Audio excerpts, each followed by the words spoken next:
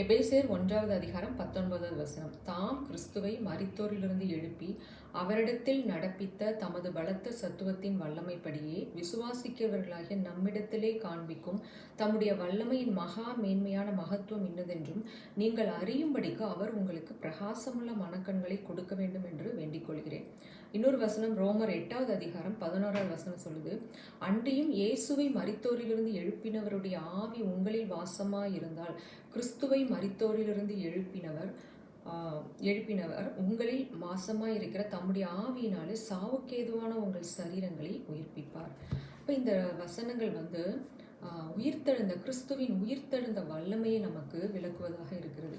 எப்படிப்பட்ட மகா மேன்மையான வல்லமை அந்த உயிர்த்தெழுந்த வல்லமை!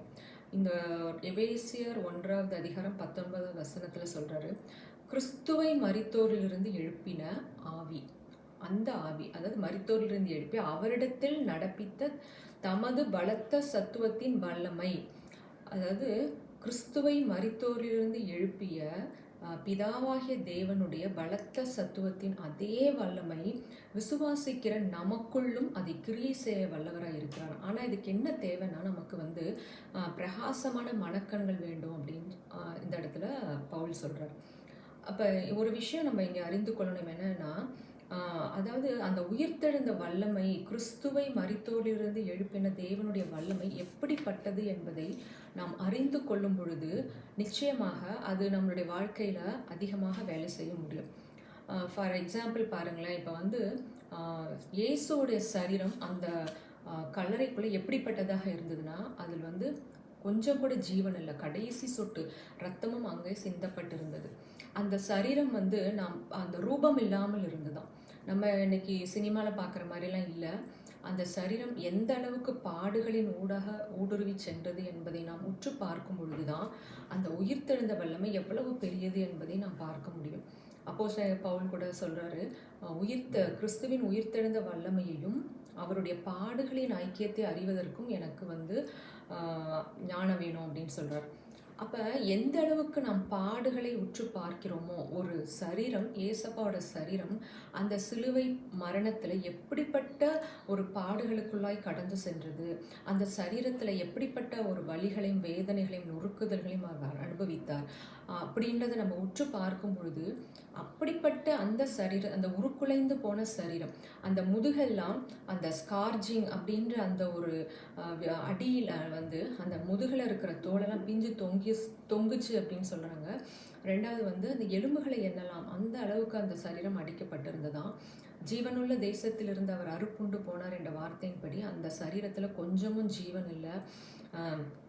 அவர் அனுபவித்த பாடுகளை நாம் பார்க்கும் பொழுது நிறைய மெடிக்கல் டேர்ம்ஸ் சொல்கிறாங்க. ஸோ இன்றைக்கு விதவிதமான வியாதிகள் பேரை நம்ம டாக்டர் சொல்கிறாங்க. ஒரு மனிதனுக்கு ஒரு வியாதியின் பேர் சொல்லிட்டா உடனே போய் அதை கூகுளில் சர்ச் பண்ணுறோம். ஆனால் நம்ம பண்ண வேண்டியது இன்னைக்கு ஆண்டவருடைய சரீரம் அந்த சிலுவை மரணத்தின் அந்த சிலுவையில் தொங்கும் பொழுது எப்படிப்பட்ட வலிகளையும் வேதனைகளையும் அனுபவித்தார் அப்படின்றத நிச்சயமாக நம்ம ஆராய்ந்து பார்க்கும் பொழுது தேவனுடைய அன்பும் வல்லமையும் மகிமையும் அந்த உயிர்த்தெழுந்த வல்லமையை நாம் ஆழமாய் அறிந்து கொள்ள முடியும். அந்த அவருடைய பாடுகள் அங்கே கெத்செமனே தோட்டத்திலே ஆரம்பிச்சிடுது. லூக்கால தான் பார்க்க முடியும். அவருடைய வியர்வை ரத்தத்தின் பெருந்துளிகளாய் பூமியில் விழுந்தது அப்படின்னு. எப்போ அந்த ரத்தம் வியர்வையாக வரும் அப்படின்னா, அவர் மேலே சுமத்தப்பட்ட அந்த மனசளவில் ரொம்ப ஸ்ட்ரெஸ்ஸை அனுபவிச்சார். அதாவது துரோகம், அவமானம், நிந்தை, பரியாசம். இன்னொன்று அவர் சொல்கிறாரு, நான் மரணத்துக்கு ஏதுவான துக்கத்தை நான் அடைந்துள்ளேன்னு சொல்கிறார். என்னுடைய ஆத்மாவை மரணத்தில் ஊற்றினேன். அந்த ஸ்ட்ரெஸ் என்ன ஆகுது அப்படின்னா, அந்த மெலிதான அந்த கேப்பிலரி டியூப்ஸ்ன்னு சொல்லுவாங்க, அந்த இரத்த நாளங்கள்லாம் வெடிக்கிறது. அந்த இரத்த நாளங்கள் வெடிக்கும் பொழுது அது வேர்வையோடு கலந்து அது ரத்தமாக வெளியில் வந்துச்சான். ஸோ இப்படிப்பட்ட ஒரு இன்றைக்கு நம்ம சொல்கிறோம் டென்ஷன், டிப்ரெஷன், ஆங்ஸைட்டி, ஸோ அதுக்கெல்லாம் அவர் அதை அன்னைக்கு அனுபவிச்சிட்டார். அப்போ அந்த இரத்த நாளங்கள் வெடித்து ரத்தமாக வியர்வையாக சிந்துறதை தான் அந்த இடத்துல லூக்கா சுவிசேஷத்தில் நம்ம வாசிக்கிறோம். அடுத்தது பார்த்திங்கன்னா, அந்த இரவெல்லாம் அவர் சாப்பிடலை, தூங்கலை. ஸோ அதனால் பயங்கரமான ஒரு பெயினுக்குள்ளே, ஒரு ஷாக்குக்குள்ளே அவர் கடந்து போயிருப்பார். ஸோ டீஹைட்ரேஷன் அப்படின்றத அவர் அனுபவிச்சிருப்பார்.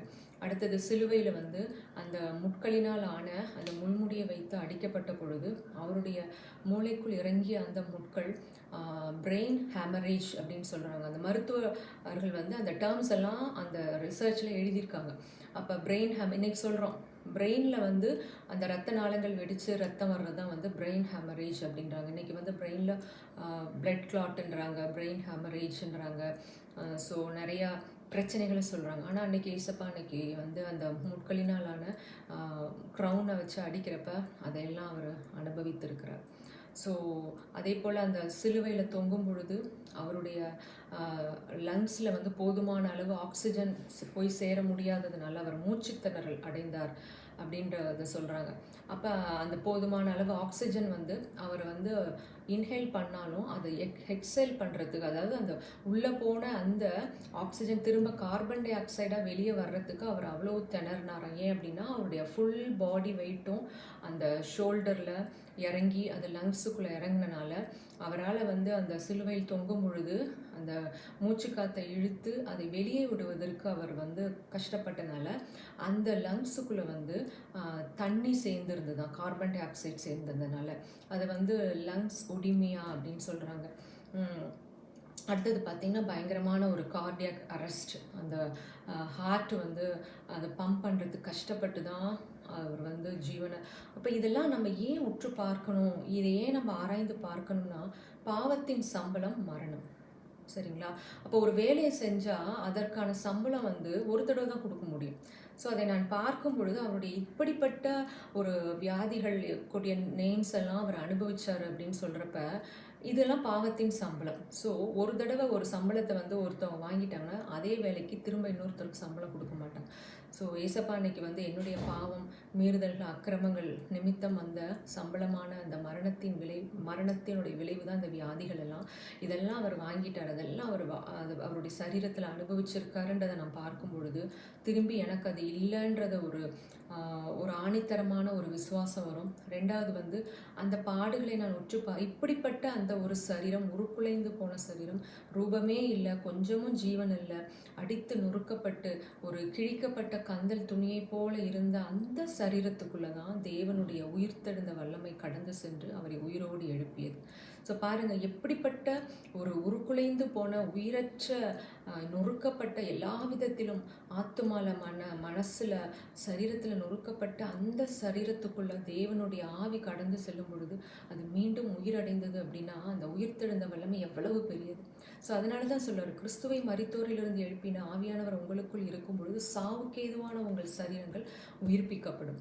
அப்போ எந்த அளவுக்கு பாடுகளை நம்ம வந்து உற்று பார்க்க நமக்கான ஒரு விலைக்கரையும் எவ்வளவு பெரியது அப்படின்றத நம்ம உணரும் பொழுது அந்த உயிர்த்தெழுந்த வல்லமையை நாம் ஆழமாய் அனுபவிக்க முடியும் வாழ்க்கையில்.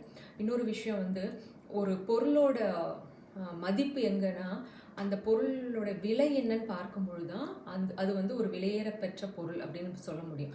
ஃபார் எக்ஸாம்பிள், இப்போ கோல்டு வாங்குகிறோம், வைரம் வாங்குகிறோம், அதெல்லாம் வந்து விலையேற பெற்றது. ஏன்னா அதற்கு நாம் கொடுக்குற விலை வந்து ரொம்ப ஜாஸ்தி. சரிங்களா?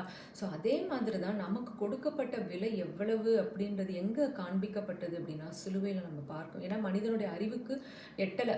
ஸோ தேவன் அன்பாக இருக்கிறார், நான் அவனை நேசிக்கிறேன்னாரு, எவ்வளோ விஷயங்களை அவர் செஞ்சார், எவ்வளோ அற்புதங்களை பண்ணாரா. மனித மனம் திரும்ப திரும்ப பாவத்திற்குள்ளேயும் போயினால அவரோட ஒப்புரவாக முடியல. பழைய ஏற்பாட்டில் பார்த்தீங்கன்னா எத்தனையோ அற்புதங்களை அவர் பண்ணுறாரு. செங்கடலை பிளக்கிறாரு, கண்மலையிலிருந்து தண்ணி, எத்தனையோ அதிசயங்களையும் அற்புதங்களையும் பார்க்குறாங்க. ஆனால் அந்த ஜனங்கள் வந்து தேவனோடு தொடர்ந்து நடக்க முடியல. ஸோ அந்த அன்பை விளக்கும்படியாக தான் அந்த சிலுவைக்கு வந்தார். ஸோ அப்போ அந்த சிலுவையில் இவருடைய பாடுகளை நான் உற்று பார்க்கும் பொழுது அவர் அனுபவித்த மரணத்தின் வழி, எனக்காக இப்படிப்பட்ட ஒரு கிரயத்தை அவர் கொடுத்துருக்கிறாருன்னா அப்போ என்னுடைய விலை என்ன, அப்போ நான் எவ்வளவு விலையேற பெற்றவள், நான் எவ்வளவு விலையேற பெற்ற பார்வையில் ஆண்டவர் என்னை வச்சிருக்காருன்றதை நான் உற்று பார்க்கும் பொழுது நிஜமாக வந்து அவர் சொல்கிறாரு, என்னுடைய கண்களினில் வெளியேற பெற்றவள் அப்படின்றப்ப அதை நாம் உணர முடிகிறது. ஸோ நம்ம ஏன் சிலுவையை நோக்கி பார்க்கணும் அப்படின்னா, மனுஷனே சொல்கிறான், ஒரு மனிதன் ஒரு நன்மை செய்தான் என்றால் நம்ம நன்றி மறக்கக்கூடாது, அதை நினச்சி பார்த்து நன்றி சொல்லணும். இப்போ நம்ம தேவாதி தேவன், கர்த்தாதி கர்த்தர், மறிக்கவே முடியாதவர் எனக்காக இந்த உலகத்திற்கு இறங்கி வந்து இப்படிப்பட்ட மரணத்தின் வழியாக ஊடுருவி சென்று எனக்கு இப்படிப்பட்ட ஒரு மீட்பை கொடுத்திருக்கிறார் என்றால் அதை நான் ஆழமாய் ஆராய்ந்து பார்த்திருக்க அதற்கு எத்தனை நன்றி உள்ளவளாக இருக்கணும். இன்றைக்கு மனித இனம் நன்றியை மறந்து போனதுனால தான் எல்லா பிரச்சனைகளுமே. ஸோ மனுஷன் நினச்சி நன்றி சொல்ல வேண்டிய ஒரு மிகப்பெரிய ஒரு விஷயம். தேவன் மாம்சத்தில் வெளிப்பட்டு நமக்காக ஜீவனை கொடுத்த இந்த நிகழ்வை நாம் உற்று பார்த்து இதற்காக நம் வாழ்க்கையெல்லாம் நன்றி சொல்ல சொல்ல சொல்ல மனிதனுடைய இருதயம் மறுரூபம் அடைகிறது. அதே போல் இப்படிப்பட்ட ஒரு உருக்குலைந்து போன சரீரத்திற்குள்ள தேவனுடைய ஆவி கடந்து சென்று அது உயிர்ப்பித்தது என்றால் என்னுடைய வாழ்க்கையிலும் நம்முடைய வாழ்க்கையிலும் எதெல்லாம் மறைச்சு போயிருக்கோ எல்லாத்தையும் உயிர்ப்பிக்க வல்லது தேவனுடைய ஆவி என்பதை நாம் அறிந்து கொள்ள முடியும். அது நம்மளுடைய சரீரம் இருக்கலாம், ஹெல்த்தாக இருக்கலாம், ஃபினான்ஸாக இருக்கலாம். மரித்து போயிருந்த ஃபினான்ஸை உயிர்ப்பிக்க முடியும். மரித்து போன என்னுடைய உறவுகள், குடும்ப உறவுகள், கணவன் மனைவி உறவுகள், நண்பர்கள், பிள்ளைகள், நம்மளுடைய உற்றார் உறவினர்களோடு இருக்கிற அந்த மரித்து போன உறவுகள் கிறிஸ்துவின் உயிர்த்தெழுந்த வல்லமையினால் உயிர்ப்பிக்கப்படும். அதுபோல் என்னுடைய சரீரம் எப்படிப்பட்ட வியாதிகளுக்குள்ளே இருந்தாலும் அதுவும் நீங்கி அந்த சரீரம் உயிர்ப்பிக்கப்படும். ஸோ இந்த வல்லமையெல்லாம் நம்ம வாழ்க்கையில் அனுபவிக்கணும்னா நம்ம அப்போஸ்தலனாகிய பவுல் சொன்னது போல் கிறிஸ்துவின் உயிர்த்தெழுந்த வல்லமையையும் அவருடைய பாடுகளின் ஐக்கியத்தையும் நான் அறிந்து கொள்ளும் பொருட்டாக மற்ற எல்லாவற்றையும் நான் குப்பையாக எண்ணுகிறேன், நஷ்டமாக நான் கருதுறேன் அப்படின்றார். ஸோ நம்ம மனிதனுடைய வாழ்க்கையில் வெளியேற பெற்ற சொத்து ஆண்டவராக இயேசு கிறிஸ்து. அவர் நமக்காக இறங்கி வந்து மறிக்கவே முடியாதவர். கிறிஸ்து எனக்காக மரணத்தை ஏற்றுக்கொண்டு அவர் கடந்து சென்ற பாடுகளையும் வழிகளையும் நான் உற்று பார்க்கும் பொழுது அந்த தேவனுடைய உயிர்த்தெழுந்த வல்லமையை நான் அறிந்து கொள்ள முடியும். நான் எவ்வளவு வெளியேற பெற்றவள். நான் சாதாரணமான ஒரு மனுஷி இல்லை, மனிதன் அல்ல. இந்த உலகத்தில் எந்த மனிதர்கள் புறக்கணித்தாலும் கர்த்தராகிய தேவன் என்னை அன்பு செய்கிறார், நேசிக்கிறார். அதனால தான் என்னை ப்ரெஷியஸ்ன்னு நினைச்சனால தான் இந்த உலகத்துக்கு இறங்கி என்னை அவருடைய ரத்தத்தினால் மீட்டு கொண்டார் என்பதை நான் அறிந்து கொள்ளும் பொழுது நம்முடைய வாழ்க்கை மகிமை நிறைந்ததாய், மகிழ்ச்சி நிறைந்ததாய், சந்தோஷமும் சமாதானமும் நிறைந்ததாய், நிச்சயமாக எல்லாவற்றிலும் நம்மளுடைய ஆரோக்கியத்தில், நம்மளுடைய ஃபினான்ஸில், நம்மளுடைய குடும்ப உறவுகளில், கணவன் மனைவி உறவுகளில் எல்லாவற்றிலும் நாம் அந்த ஜீவனை பார்க்க முடியும். ஹெவன் ஆன் எர்த் லைஃப் வாழ முடியும். அதற்காகத்தான் நாம் அழைக்கப்பட்டிருக்கிறோம். ஆமென், ஆமென்.